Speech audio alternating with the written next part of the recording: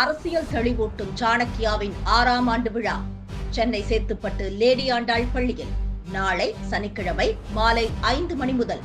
அழைக்கிறார் ரங்கராஜ் பாண்டே. அனைவரும் வருக, அனுமதி இலவசம். உயர்கல்வி. சோழமண்டல கடற்கரையினை நில அளவீடு செய்திட திட்டமிட்ட பிரிட்டிஷ் கிழக்கிந்திய கம்பெனியின் தேவைக்கென நில அளவையர் பயிற்சி வழங்கிட 231 ஆண்டுகளுக்கு முன் 1794 12 மாணவர்களுடன் தொடங்கப்பட்ட மதராஸ் நில அளவையர் பள்ளி மெட்ராஸ் ஸ்கூல் ஆஃப் சர்வே பின்னர் 1859 ஆண்டு பொறியியல் கல்லூரியாக உருப்பெற்றது வரை கிண்டி பொறியியல் கல்லூரியின் பயணம் நீண்ட நெடிய வரலாற்றை கொண்டது. கடந்த 47 ஆண்டுகளாக செயல்பட்டு வரும் அண்ணா பல்கலைக்கழகம் நாட்டின் முதன்மையான கல்வி நிறுவனங்களில் ஒன்றாக திகழ்ந்து வருகிறது. தமிழ்நாட்டு மாணவர்களின் தொழில்நுட்ப கனவுகளின் சிகரமாய் விளங்கிடும் அண்ணா பல்கலைக்கழகத்தினை அடுத்த 5 ஆண்டுகளுக்குள் நாட்டிலேயே சிறந்த கல்வி நிறுவனங்களின் தரவரிசையில் முதல் 10 இடங்களுக்குள்ளும் உலகளவிலான QS தரவரிசை பட்டியலில் முதல் 150 இடங்களுக்குள்ளும் இடம்பெறச் செய்த உரிய செயல் திட்டம் வகுக்கப்படும். இத்திட்டத்தின் கீழ் திறன்மிகு வகுப்பறைகள், நவீன தொழில்நுட்ப ஆய்வகங்கள், புதிய ஆராய்ச்சி மற்றும் மேம்பாட்டு மையங்கள், புத்தொழில் நிறுவன பூங்கா, வளர்ந்து வரும் துறைகளுக்கான ஆராய்ச்சி உதவி, மெய்நிகர் ஆய்வகங்கள் ஆகியவை முன்னணி தொழில்நுட்ப நிறுவனங்களின் துணையோடு அமைக்கப்படும். கற்றல் மற்றும் கற்பித்தல் அனுபவத்தை மேம்படுத்திட முன்னணி தொழில்நுட்ப நிபுணர்கள், வெளிநாட்டு பேராசிரியர்கள் 3 மாதங்கள் வரையிலான குறுகிய காலத்திற்கு சிறப்பு ஆராய்ச்சிகளில் ஈடுபடுத்தப்படுவார்கள்.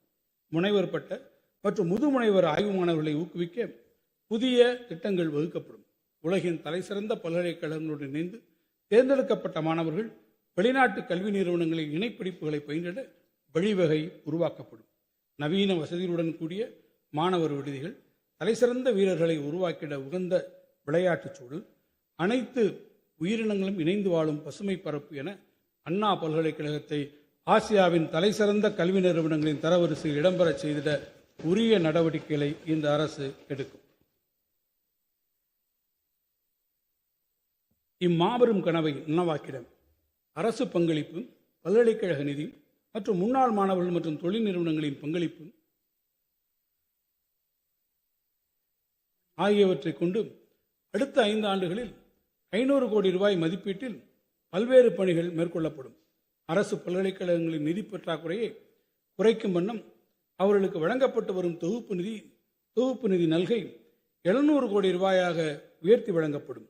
மேலும் தமிழ்நாட்டில் செயல்படும் அரசு பல்கலைக்கழகங்களின் கல்வி செயல்பாடுகள், ஆராய்ச்சி திறன் மேம்பாடு, ஆசிரியர்களுக்கான தொடர்பயிற்சி, பாடத்திட்ட மேம்பாடு, தேர்வு முறை மற்றும் நிர்வாக சீர்திருத்தம் ஆகிய தளங்களில் உரிய முன்னேற்றங்களை கொண்டு வரும் நோக்கில் 200 கோடி ரூபாய் கொண்ட சிறப்பு தொகுப்பு நிதியம் உருவாக்கப்படும். உலகளாவிய திறன் மையங்கள் மற்றும் உற்பத்தி செய்யும் தொழில் நிறுவனங்கள் தங்களது பொருட்களின் வடிவமைப்பு, மேம்பாடு, புத்தாக்கம் உள்ளிட்ட ஆராய்ச்சிகளை அரசு பல்கலைக்கழகங்கள், கல்லூரிகள், ஆய்வு நிறுவனங்களுடன் இணைந்து செயல்படுத்துவதை ஊக்கப்படுத்திட அரசு மானியம் வழங்கப்படும். இதற்கென தொழில் ஆராய்ச்சி மற்றும் புத்தாக்க நிதியை உருவாக்கிட 25 கோடி ரூபாய் ஒதுக்கீடு செய்யப்படும். இதன் மூலம் தொழில் நிறுவனங்களும் உயர்கல்வி நிறுவனங்களும் இணைந்து செயலாற்றிட வாய்ப்பு உருவாக்கப்படும். தமிழ்நாட்டில் அரசு பொறியியல் கல்லூரிகள் வளர்ந்து வரும் தொழில்நுட்ப முன்னேற்றங்கள் மற்றும் தொழில்துறைகளின் தேவைகளை நிறைவு செய்யும் விதமாக செயற்கை நுண்ணறிவு ஆர்டிபிஷியல் இன்டெலிஜென்ஸ், இணைய பாதுகாப்பு சைபர் செக்யூரிட்டி, மேம்படுத்தப்பட்ட உற்பத்தி தொழில்நுட்பம் அட்வான்ஸ்டு மேனுஃபேக்சரிங் டெக்னாலஜி, எந்திரவியல் ரோபோட்டிக்ஸ், மின்வாகன தொழில்நுட்பம் எலக்ட்ரிக் வெஹிக்கிள் டெக்னாலஜி மற்றும் சுற்றுச்சூழல் பொறியியல் என்விரான்மெண்டல் இன்ஜினியரிங் உள்ளிட்ட வளர்ந்து வரும் துறைகளில் புதிய பட்டப்படிப்புகள் வரும் கல்வியாண்டு முதல் அறிமுகம் செய்யப்படும். இவ்வகை நவீன தொழில்நுட்ப படிப்புகளை மாணவர்களுக்கு முறையாக அறிமுகம் செய்திட 50 கோடி ரூபாய் மதிப்பீட்டில் அரசு பொறியியல் கல்லூரிகளில் திறன்மிகு மையங்கள், சென்டர்ஸ் ஆஃப் எக்ஸலன்ஸ் முன்னணி தொழில் நிறுவனங்களுடன் இணைந்து உருவாக்கப்படும். அதேபோன்று அரசு பலவகை பாலிடெக்னிக் தொழில்நுட்ப கல்லூரிகளில் திறன்மிகு உற்பத்தி, ஸ்மார்ட் மேனுஃபேக்சரிங் டெக்னாலஜி, இணைய பாதுகாப்பு சைபர் செக்யூரிட்டி அண்ட் நெட்வொர்க்கிங், உணவு தொழில்நுட்பம் ஃபுட் டெக்னாலஜி, புதுப்பிக்கத்தக்க ஆற்றல் தொழில்நுட்பம் ரெனியூவபிள் எனர்ஜி டெக்னாலஜி, ஆளில்லா வான்கலம் வடிவமைப்பு ட்ரோன் டிசைன் அண்ட் அப்ளிகேஷன் ஆகிய துறைகளில் புதிய பட்டய படிப்புகள் அறிமுகப்படுத்தப்படும்.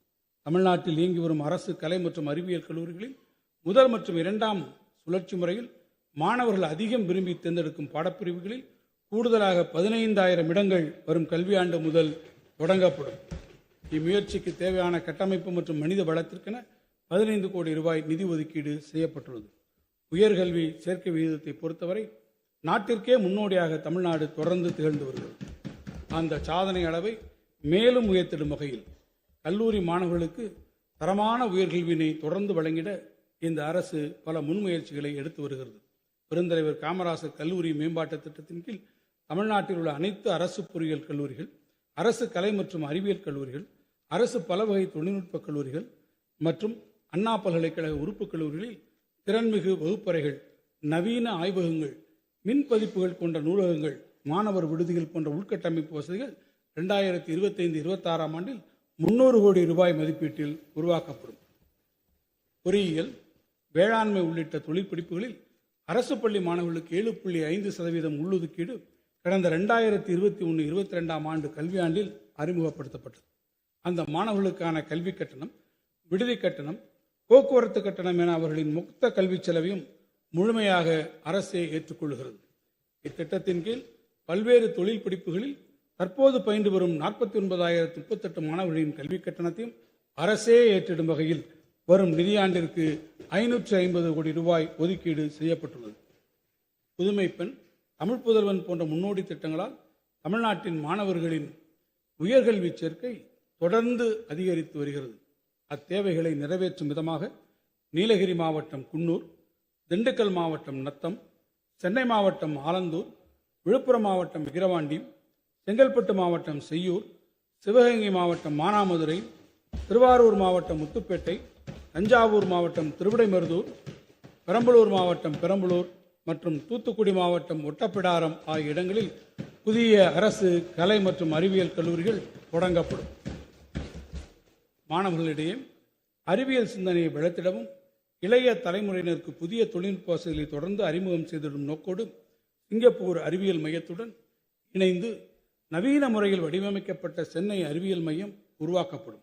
இம்மையத்தில் அறிவியல், தொழில்நுட்பம், பொறியியல் மற்றும் கணித ஸ்டெம் புலங்கள் மட்டுமின்றி விண்வெளி, வானவியல் துறைகளின் மெய்நிகர் மாதிரிகளும் இடம்பெற்றிருக்கும்.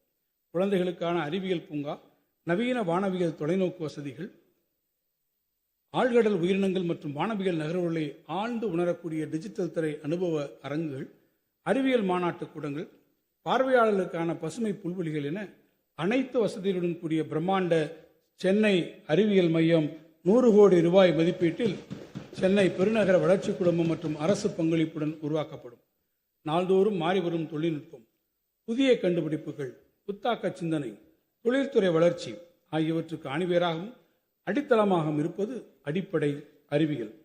காலநிலை மாற்றம், உலக வெப்பமயமாதல், புதுப்பிக்கத்தக்க மின்சக்தி சேமிப்பு தேவை, உலகெங்கும் பரவி வரும் நோய்க்கிருமிகள் என பல்வேறு சவால்கள் உருவாகி வருகின்றன. இவைகளுக்கான தீர்வுகளை நோக்கிய பயணத்தில் புதிய பார்வையுடன் அணுகும் அடிப்படை அறிவியல் ஆராய்ச்சிகள் முக்கிய பங்கு வகிக்கின்றன. மருத்துவம், பொறியியல் உள்ளிட்ட துறைகளின் வளர்ச்சியில் தமிழ்நாடு சிறந்து விளங்குவதைப் போன்று அடிப்படை அறிவியல் மற்றும் கணித பேசிக் சயின்சஸ் அண்ட் மேத்தமெட்டிக்ஸ் ஆராய்ச்சி சூழலும் தமிழ்நாட்டில் மேம்பட வேண்டும் என்று கல்வியாளர்கள் கருதுவதை நமது அரசு கவனமாக பரிசீலித்து தமிழ்நாட்டில் சென்னை மற்றும் கோவையில் 2 அடிப்படை அறிவியல் மற்றும் கணித ஆராய்ச்சி மையங்களை Indian Institute of Science, Tata Institute of Fundamental Research போன்ற நாட்டின் புகழ்பெற்ற ஆய்வு நிறுவனங்களுடன் இணைந்து உருவாக்கிட 100 கோடி ரூபாய் நிதி வழங்கப்படும். புகழ்பெற்ற அறிவியல்களின் வழிகாட்டுதலுடன் முனைவர் மற்றும் முதுமுனைவர் பட்டப்படிப்பு மூலம் உயர் அறிவியல் ஆராய்ச்சிகள் மட்டுமின்றி மாணவரிடையே ஆழமான அறிவியல் மனப்பான்மையை உருவாக்கிடவும் இம்மையங்கள் முக்கிய பங்காற்றிடும். இந்த வரவு செலவு திட்ட மதிப்பீடுகளில் உயர்கல்வித்துறைக்கு 8,494 கோடி ரூபாய் ஒதுக்கீடு செய்யப்பட்டுள்ளது.